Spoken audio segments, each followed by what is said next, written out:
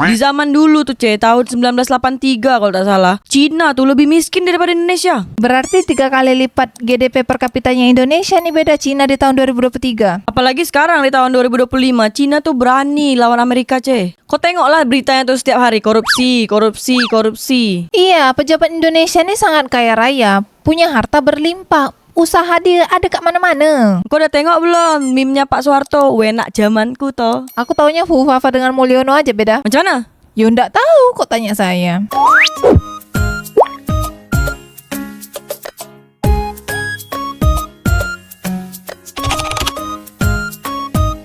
Di zaman dulu tuh tahun 1983 kalau tak salah, Cina tuh lebih miskin daripada Indonesia. Iyalah Indonesia itu di tahun 1983 GDP per kapitanya itu 508 US dollar.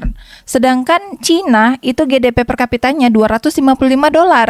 Tiba-tiba di tahun 2013 GDP per kapitanya Cina tuh jadi naik jadi 7.020 dolar. Kalau Indonesia GDP per kapitanya di tahun 2013 tuh berapa beda? Sekitar 3.500 dolar lah. Mak, kalau jauh beda Indonesia dengan Cina di tahun 2013. Di negara Cina nih, koruptor tuh dihukum mati. Makanya tak ada yang berani korupsi. Ada pun korupsi langsung dihukum mati. Nah, anak dia sekali. Kalau di tahun 2023 GDP per kapita Cina tuh berapa beda?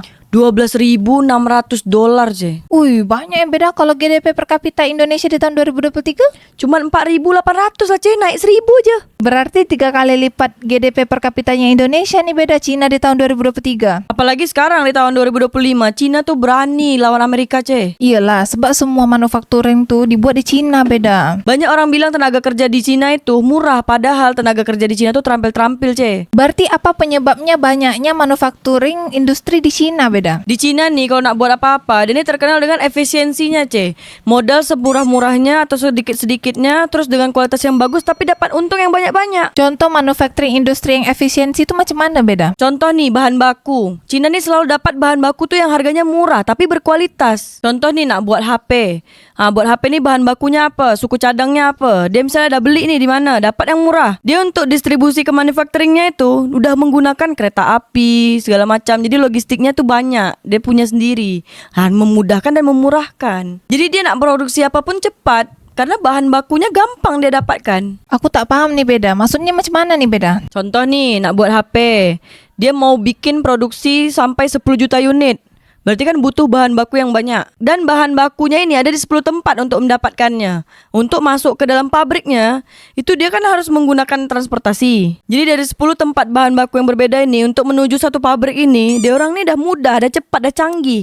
Murah lagi. Jadi dia orang ini bisa menekan angka produksi. Makanya itulah harganya pun tak terlalu mahal, tapi dapat untung yang banyak. Setelah jadi nih, handphone dia tuh sampai 10 juta unit. Untuk mendistribusikan ke berbagai negaranya tuh kan menggunakan logistik. Dia orang ini dah mudah untuk menggunakan logistik sendiri. Oh, berarti mantap negara Cina nih sekarang beda. Cina nih udah semakin maju teknologinya. Berarti Indonesia nih udah ketinggalan berapa tahun beda dari Cina? Kata orang-orang, Indonesia tuh udah tertinggal 50 tahun dari Cina. Kau pernah pergi tak ke Shanghai atau Shenzhen tuh? Tak pernah pergi aku beda. Kau tengok aja tuh video-video yang ada tuh. Kota Shenzhen tuh, dia tuh betul-betul kota yang futuristik. Oh, yang Exospeed tuh live kat situ beda? Iya, kau tengok kan dalam video dia tuh ada yang mobil terbang lah, LED gedung segala macam.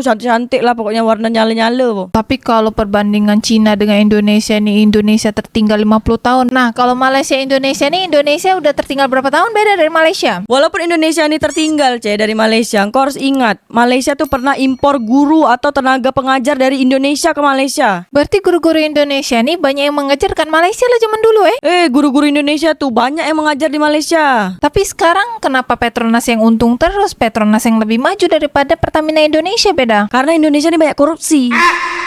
Tapi tengok tuh sekarang Cina udah semakin maju. Malaysia tuh gurunya dari Indonesia padahal, tapi lebih maju juga dari Indonesia. Indonesia tuh banyak korupsi, Tapi takkanlah tak ada solusi untuk korupsi-korupsi yang ada di Indonesia ini beda?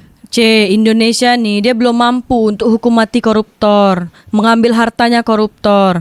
Koruptor nih masih digadang-gadangkan, bisa diselamatkan, disembunyikan. Tapi sekarang beda, Indonesia ini tidak akan maju kalau dia ini tidak melawan korupsi di negaranya sendiri. Ya sekarang macam mana? RUU perampasan aset tuh belum disahkan sampai saat ini. Kau tengoklah beritanya tuh setiap hari, korupsi, korupsi, korupsi. Tapi menurutku nih beda, Indonesia mampu tak melawan para koruptor yang ada di negaranya sendiri? Ya tergantung pemerintahannya, mau tak memberantas korupsi. Tapi kalau Indonesia ini udah tertinggal sampai 50 tahun dengan negara Cina beda, terus kemungkinan besar nih Indonesia ini bakal tertinggal sampai 100 tahun dari Cina beda. Ya macam mana? Di Cina tuh kan efisiensi produksi, terus birokrasi dimudahkan, tak ada pungli, ormas-ormas tak ada. Kalau di Indonesia banyak ya beda. Di Indonesia nih, kalau misalnya orang nak bangun pabrik atau udah ada pabriknya, ada aja tuh yang pungli-pungli. Orang-orang minta duit atau enggak kalau misalnya dia nih mengajukan proposal nak apa acara ulang tahun ormas dia lah, nak acara apa benda lah.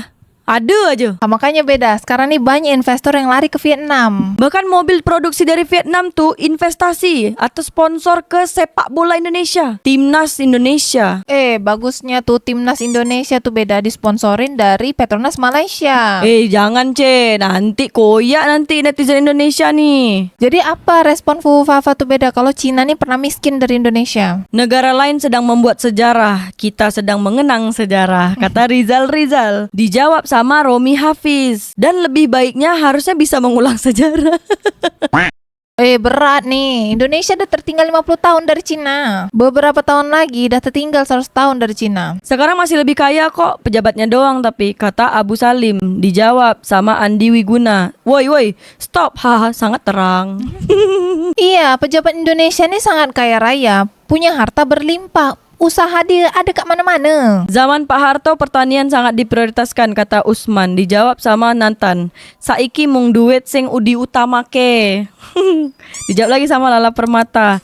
Zaman itu swasembada pangan sampai surplus diekspor. Sekarang tuh yang penting orang dalam, kata Pak Mulyono. Yuk undang-undang perampasan aset disahkan, kata Ngerti Saham. Dijawab sama Aim Sangde. Katanya berbarengan dengan UU Parpol. Secara tidak langsung pahamlah ya artinya. Dijawab lagi sama Dendi Wijaya. Sudah waktunya buat berhenti berantem. Mahzab ini, mahzab itu. Partai ini, partai itu. Agama ini, agama itu. Nggak peduli kucing putih atau hitam. Yang penting bisa nangkep tikus. Tegakkan hukum, berantas korupsi. Siapa mampu dia maju. Yang paling penting tuh adalah Timnas sepak bola Indonesia tuh disponsorin dari Petronas Malaysia. Ngapa pula, Petronas untung terus, Pertamina rugi terus. Karena rakyat Cina mau bekerja, sedangkan di Indonesia sibuk cari ijazah, kata Juli Nuryanto.